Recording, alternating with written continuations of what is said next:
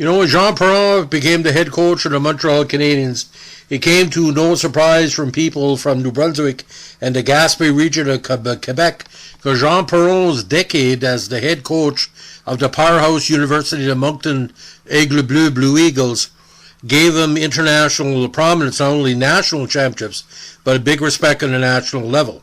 Now, Jean Perron, he coached the Habs to their only Stanley Cup victory of the 1980s and 1986 with that underdog, mostly rookie and second season team. But it was his 10 campaigns as head coach of the Aigle Bleu that Perron called the best hockey in my lifetime. There's no question about that. Now, in Perron's tenure guiding University men's team, the Aigle Bleu never missed the playoffs. He turned them into a national powerhouse, winning back-to-back Canadian titles in 81 and 82 on the university level. They also won 4 Atlantic Conference titles. Perron, who coached UDM from 73 to 83, was eventually inducted in the Moncton Sports Hall of Fame in the mid-2010s. Now, Perron spends most of his time now in the Chandler, Quebec region, where he has run a business. He basically said he had great memories of Moncton. In a published report on the UDM website, picked up by many media across Canada, Perron said he never forgot the scene in the city when his team arrived home from winning its first national title in 81 in Calgary. Bill Boucher, the director of Alumni Association, called me before I left Calgary and said, "Jean, you won't believe what is happening here in Moncton. Get yourself ready because you're going to have the shock of your life." We arrived at the airport. There were 5,000 people jam-packed in a small airport, and there was a line of cars from the airport to downtown. We went to the University Fieldhouse, and it was jam-packed again. Now, the highlight for many of Perron's time in Moncton were those 2 national crowns. The Aigle Bleu doubled the Saskatchewan Huskies 4-2 in a pair of goals by François Bissette in the final 10 seconds of the 81 Canadian final to become the first maritime school to win the national championship. Now, I watched that game, a more exciting university contest we never had. And he put maritime hockey, especially university hockey, not say back on the map, but made it prominent again. A year later, Louis Durocher scored with 33 seconds left remaining to lead the Aigles Bleus to a 3-2 win over Saskatchewan yet again in the Canadian title. Now, Perron had took over for the departed Pierre Lacoste in the 74 season, made the first of his 6 trips to the national tournament 2 years later, and won 4 straight national Atlantic titles from 83. Now, he credits the combination pride. We built that program step by step, having those francophones in New Brunswick. We had some anglophones too, and the francophones Quebec and the 2 groups meshed so well together. Perron said there was plenty of credit to go around for the success of the Aigle Bleu teams.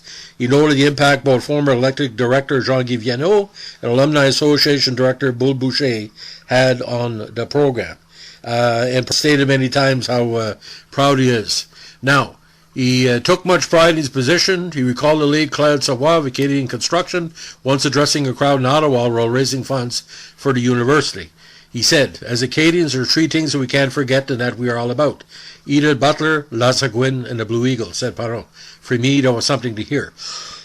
Now, Perron's path to UDM and later to the Habs was driven by one thing. When he was 26 years old, coming off earning a master's degree in physical education at Michigan State University, he was set to return to a physical education department job in Metin, and his 1-year-old son was very ill at the time. It was only after persistence of a friend that Perron, who also always aspired to have a career in coaching, applied. Then UDM athletic director Van Stoner tracked him down. They met at a restaurant in Quebec, and the rest is history, and he made his coaching name in Moncton. Now, after leaving Moncton, he spent a year as an AC with the Canadian Olympic team and another year as an assistant to the NHL's Canadiens. He was promoted to Montreal's head coach and guided the Habs to a Stanley Cup as a rookie bench boss. Now, he coached the Habs for 3 seasons and had a brief stint with the Quebec Nordiques. He also coached the San Francisco Spiders and Manitoba Moose of the IHL. And again, Le Loge à Perron, he's operated that for a number of years in the Chandler region. Now, Moncton Sports Hall of Fame, he's 3 times in there, of course, for the 81 and 82 Aigle Bleu. Now, Just for a little bit more detailed information, born in Saint-Isidore-d'Auckland, very, very interesting, New Zealand meets Acadie meets Quebec. He has more recently served as a head coach again for Israel's men's national teams. Again, an AC with the Habs under Jacques Lemaire for one season before Lemaire was fired and being named coach in '85. As a rookie head coach, Perron led the mostly first and second year Habs to the first Stanley Cup in 7 years. He would spend 3 full campaigns as the Canadiens head coach before resigning after the '88 season. The next year, he was hired by the Nordiques as a temporary mid-season replacement. He also serves an AC for Canada at the '87 Canada Cup. Again, he also coached the IHL with the Spiders and the Manitoba Moose.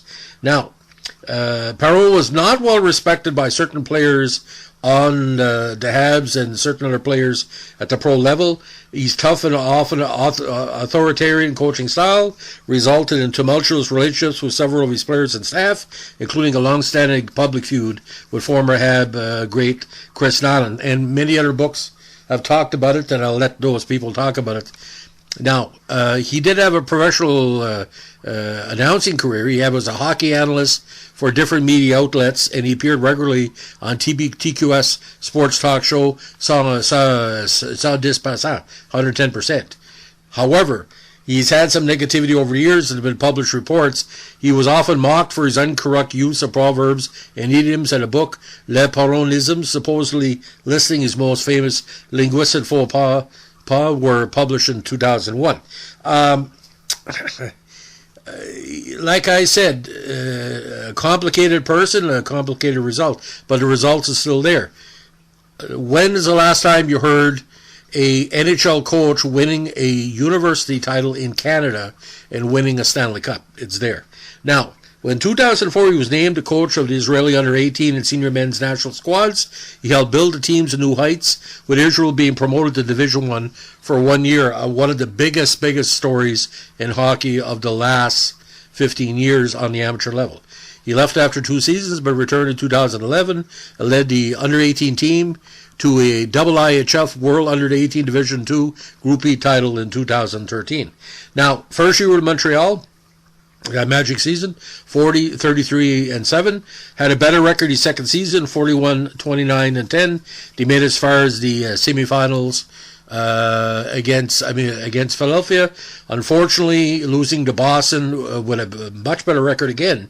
103 points first to the Adams saw him on the way out. 89 mid-season replacement, 16, 25, and 5 with Quebec. With the Spiders, 40, 32, and 10. Third place in the South, lost in the conference quarterfinals, and he was fired by the Moose in '97. So again, it's all about this. Are the Montreal Canadiens of the 1980s better off having Perron as a coach? Yes. But certain players, I think his university style didn't mesh with certain players, especially Chris Nolan, and others as well. But they brought him in because they felt the young players coming up from Nova Scotia could deal with his expertise behind the bench dealing with young people, or like what he called people in their early 20s. All I know, ladies and gentlemen, the 2 most exciting finals I've ever seen, final games or one-game finals, were the UDM titles. As a young journalist, it motivated me to not leave before the end of the game, because I'm finding now more often the last 5-10 minutes of Major League hockey games are much more exciting than they were in the past. Back in the day, Montreal would hold a score and the game would be done, everybody would leave the contest, but now NHL is closer. But the UDM system, a lot of players benefited from that, and at the time, ladies and gentlemen, like I said, that's when pro hockey, whereas it was best in New Brunswick. You had, UDM not fully pro, but you know what I mean, sort of like pro hockey. You had the Moncton Hawks, or New Brunswick Hawks, and the Frankton Express. There was lots towards St. John Golden Flames as well, the St. John Flames. What a great time for hockey in New Brunswick. That period from 1977 and about 1989. What a great time. And throughout where the AHL was very strong in the Maritimes. So, ladies and gentlemen, that's the story about Jean Perron. I know he's a controversial figure for certain people. If you want to have your say on it, please leave us a comment. Don't forget to give us a like, comment, subscribe, or share. And don't forget, you can't take those 3 titles away from him.